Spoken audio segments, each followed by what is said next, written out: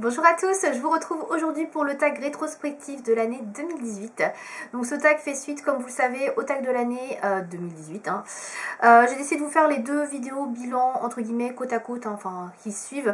Je me suis dit que c'était un peu plus cohérent et puisque je suis en train de filmer cette vidéo-là et qu'elle va être postée à la fin de l'année, je profite également pour vous dire qu'il n'y aura pas de vidéo achat sur ce mois de décembre puisque je n'ai rien acheté pour moi. Alors j'ai fait beaucoup d'achats pour Noël, tout ça pour les gens, mais pas pour moi. Donc du coup, comme il n'y avait que deux petites choses à vous montrer, j'ai préféré remettre ça sur janvier. Janvier, il y aura les soldes en plus, donc je vous ferai une vidéo globale, entre guillemets, avec mes soldes plus mes achats de décembre, comme ça ce sera beaucoup plus complet et ce sera plus sympa pour vous. Voilà, donc on va commencer ce tag sans plus tarder. Donc il y a 20 questions, me semble-t-il. Ouais, 20 questions, donc c'est un petit peu plus long que la dernière fois.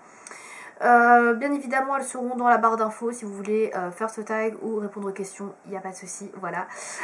Il y a des questions auxquelles je n'ai pas trouvé de réponse, je vous dis ça tous les ans, mais voilà, tous les ans j'ai toujours rien à dire, donc je ne vais pas inventer des réponses juste pour vous faire plaisir, donc voilà. Et bien on va commencer tout de suite avec la première question qui est quelle est la marque qui t'a ruiné cette année? Alors, du coup j'ai fait de l'emballage, enfin de l'emballage, l'empilage de produits juste là. Donc la marque qui m'a ruiné cette année, je dirais sans aucun doute la marque Anastasia Beverly Hills. Donc là notamment la Norvina, c'est la palette Norvina. Puisque j'ai acheté 3 palettes Anastasia plus des rouges à lèvres liquides mat. Voilà, j'ai beaucoup aimé les produits fard à paupières, tout ça qu'on proposait la marque Anastasia cette année, donc j'ai pas mal acheté. J'aurais pu dire Natasha Denona parce que ça coûte super cher, mais en fait je les ai eu avec des bons, alors que les palettes Anastasia, si j'ai eu 10%, c'est le max que j'ai eu, donc pour le coup ça m'a coûté plus cher, voilà, au prorata, donc voilà pour la première question. Deuxième question, la marque qui t'a déçu? Alors j'ai pas vraiment de marque qui m'a déçu à proprement parler, parce que j'ai pas acheté, enfin j'ai pas trop regardé en fait, pour être honnête, hein, voilà. Alors j'ai quand même fait mes recherches, etc, j'ai quand même réfléchi, donc il y a deux marques. Alors, la première je dirais plutôt Nars déjà, j'ai rien acheté chez Nars du tout cette année, j'ai pas trouvé que c'était super ce qu'ils proposaient comme produit, voilà, comme pâte à paupières, tout ça, j'ai pas trouvé ça génial. Et la deuxième marque qui m'a déçue, même si j'ai acheté un produit, c'est Urban Decay. J'ai pas trop aimé leur sortie en fait. Les palettes qu'ils ont sorties, tout ça, ça m'a pas trop attiré. La Born to Run, on a beaucoup parlé, mais elle m'intéresse vraiment pas cette palette. Je comprends pas ce battage autour de cette palette. Même si j'ai acheté la Naked Cherry, etc. Ouais, je suis pas fan de ce qu'ils ont sorti, les rouges à lèvres, tout ça. C'est voilà, ça m'a pas trop inspiré. Voilà. Question numéro 3. Un produit que tu regrettes d'avoir acheté et que tu as refourgué. Alors, je ne l'ai pas refourgué parce que moi, je ne refourgue pas trop mes produits. Mais je regrette de l'avoir acheté. C'est ce produit-là de chez Bourjois, en fait. Alors, je sais pas si vous allez voir. C'est le Silk Edition Touch Up. Voilà. Alors, en fait, c'est une poudre universelle blanche qui fait un fini transparent. Et donc, c'est une poudre matifiante. Donc, je vous montre à quoi elle ressemble. Hop, donc elle est comme ça. Alors j'ai quand même essayé, j'ai essayé de la porter, tout ça, vous voyez qu'elle est un petit peu creusée, mais je la trouve vraiment naze. En fait j'avais une poudre libre avant chez Bourjois qui ne font plus, hein. C'était voilà, une ancienne édition, qui était géniale. Elle matifiait la peau, elle lissait la peau, elle faisait bien tenir le maquillage, mais celle-là je la trouve naze. Déjà c'est une poudre compacte, donc voilà, c'est pas une poudre libre comme j'avais avant. Et je sais pas, je la trouve pas bien. Alors elle matifie certes, mais je trouve qu'elle fait des paquets. Elle me... Comment dire, elle me fait bouger tout ce que j'ai sur le visage, le fond de teint, le correcteur, tout ça. Et j'espère des espèces d'amas un peu partout. Et la poudre, ça les met en avance. C'est moche, enfin voilà, je la trouve pas terrible. Et en plus, je trouve qu'elle lisse pas vraiment les pores. Elle protège la tenue du maquillage, je trouve pas non plus. Je brille quand même vachement. Vraiment, je la trouve vraiment pas géniale, donc voilà. Donc cette poudre là je la recommande pas du tout, je l'utiliserai vraiment si j'ai rien d'autre à utiliser, mais ouais, je l'utilise plus depuis un moment du coup, parce que j'ai essayé, mais c'était moche. Enfin, j'avais là par exemple sur les ailes du nez, j'avais des amas de produits comme ça là sur le côté, c'était tout blanc à cause de la poudre.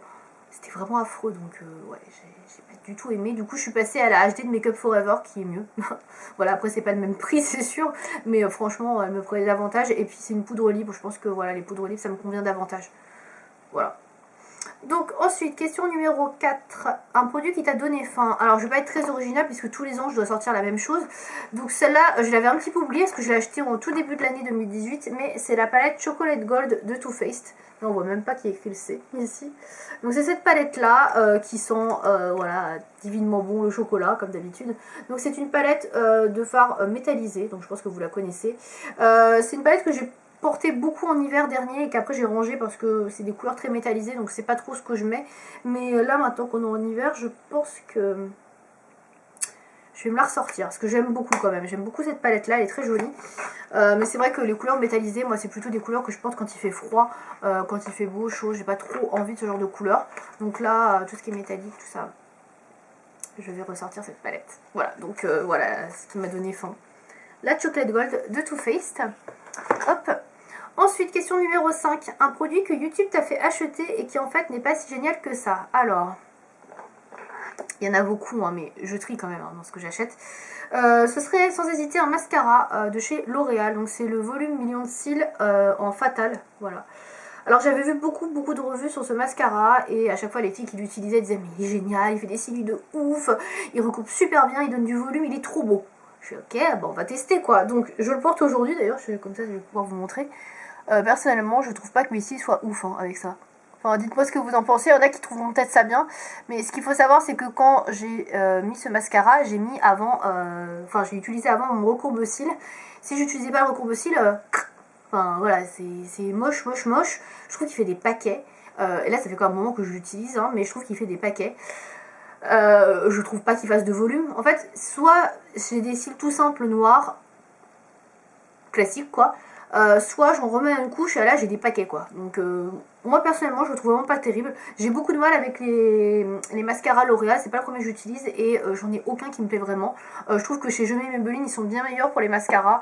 Il y en a plusieurs que j'aime beaucoup chez Je Mets, mais alors celui-là de chez L'Oréal, pas terrible du tout quoi. Question numéro 6, on reste dans les trucs un peu négatifs, hein. Un objet produit qui ne te sert à rien. Alors là j'ai pas trouvé pour le coup, voilà. Alors disons que j'ai peut-être une réponse mais ça va avec la question d'après on va dire. Donc c'est un produit que j'ai utilisé qui finalement j'utilise plus et on va dire qu'il me sert à rien. Donc ça va avec la question 7 que je vais vous lire tout de suite. Donc une astuce découverte dans l'année. Alors j'ai enfin essayé le Beauty Blender. Oui, vous pouvez applaudir. Hein.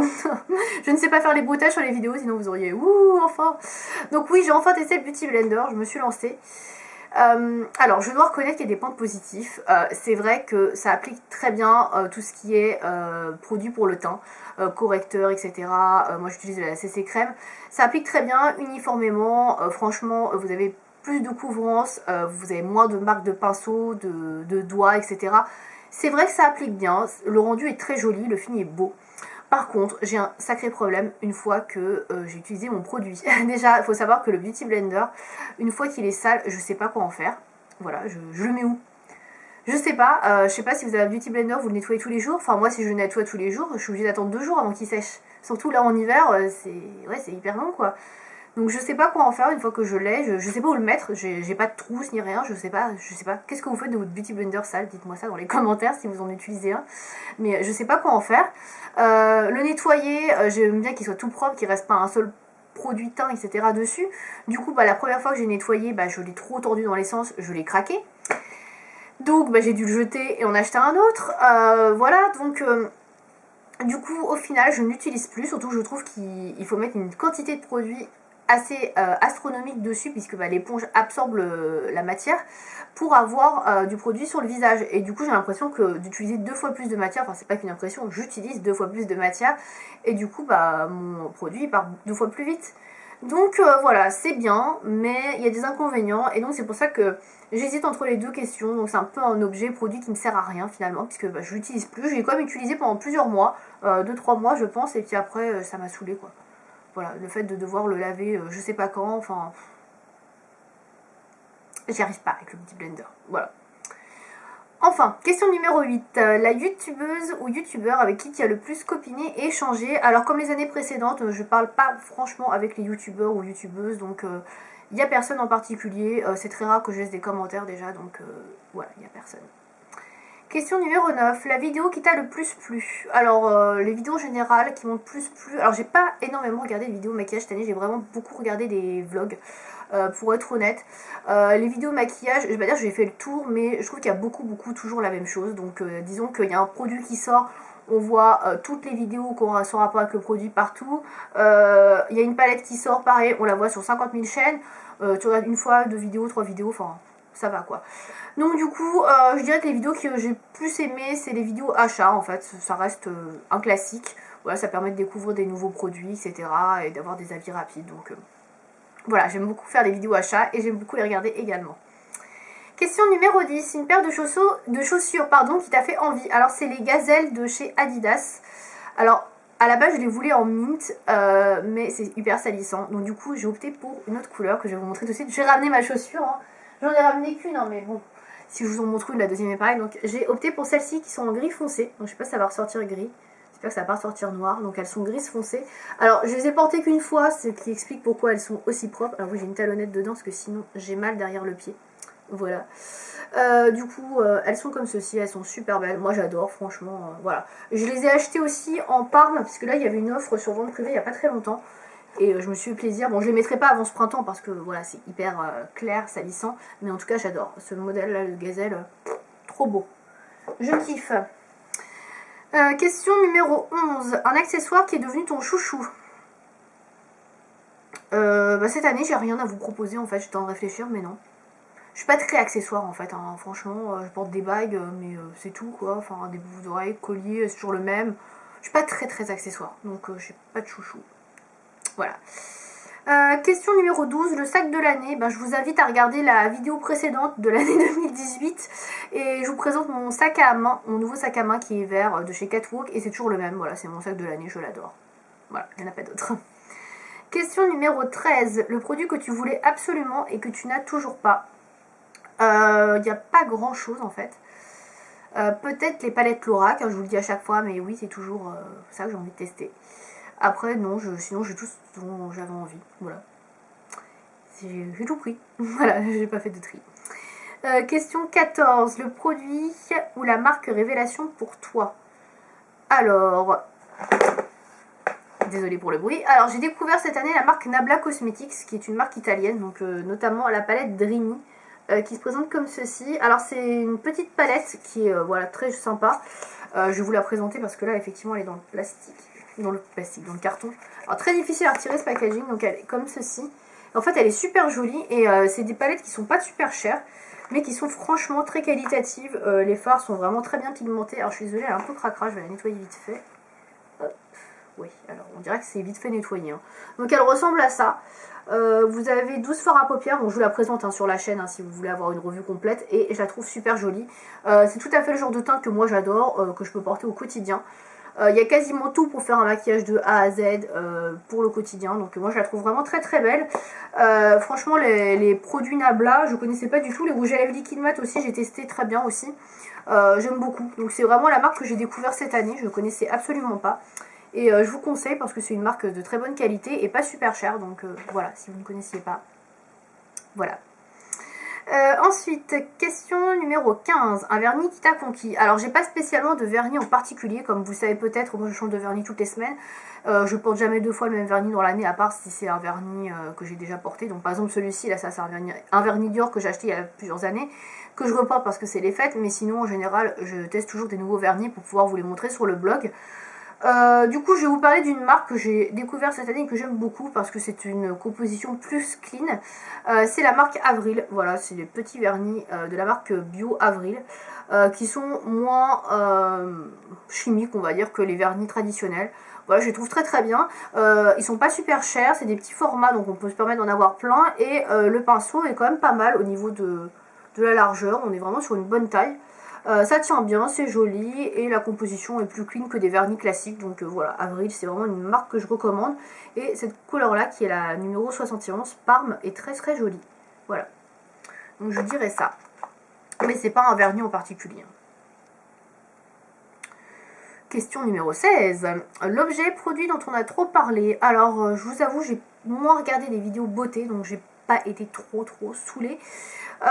Néanmoins, je vais quand même citer deux petites choses. Donc la première chose, c'est un produit, c'est le Dyson, là, la brosse soufflante, là où on peut se onduler les cheveux et se brosser et puis tout faire en même temps là. La brosse Dyson là, ça coûte un bras. Voilà, on peut le dire, ça coûte un bras. C'est super cher. Les youtubeuses qui en parlent, c'est que des youtubeuses qui les ont eu en partenariat. Il n'y en a aucune qui l'a acheté. Et on sent très bien que Dyson a envoyé le produit en l'échange, enfin pour l'échange d'une vidéo.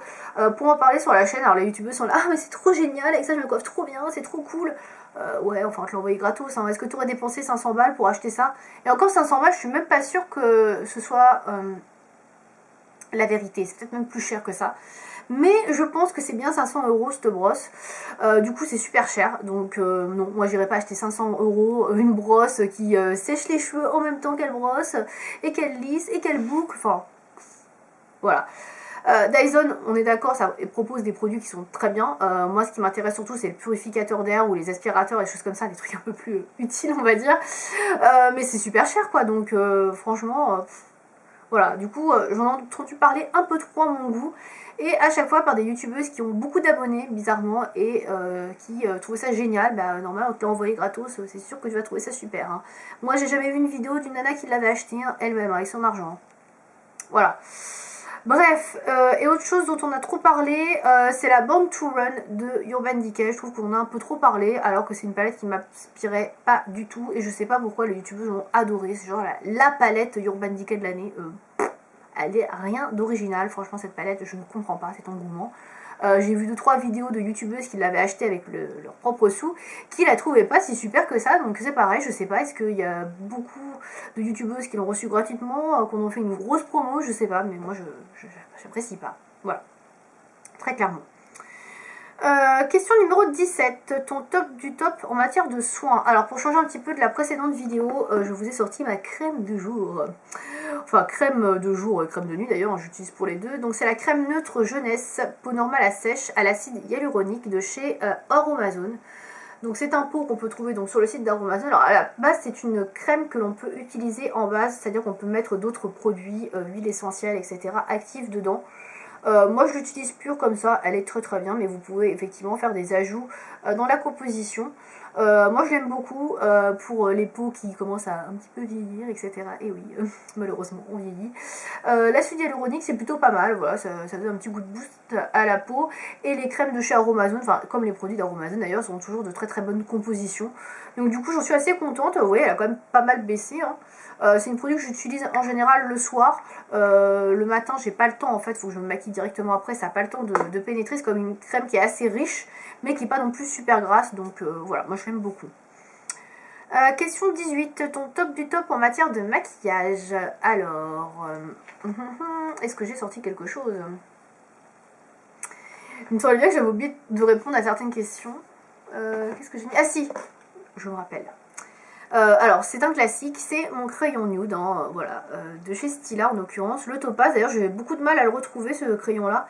Avant il était vendu chez Asos et Fil Unique et là je sais pas, je le trouve plus du tout. Je suis un peu dégoûtée parce qu'il commence quand même à sérieusement diminuer et c'est un crayon que j'utilise au quotidien. Franchement ça c'est vraiment le truc nickel pour pouvoir dérougir la muqueuse de l'œil, etc. Enfin, j'utilise que pour ça, pour ma part. Je suis désolée, j'ai fait tomber un truc. Et donc, du coup, ouais, c'est vraiment génial quand vous avez des petits yeux, etc. Vous voulez agrandir le regard, que vous avez les yeux un peu rouges. Au top. Franchement, ce crayon, je l'adore. Donc, voilà.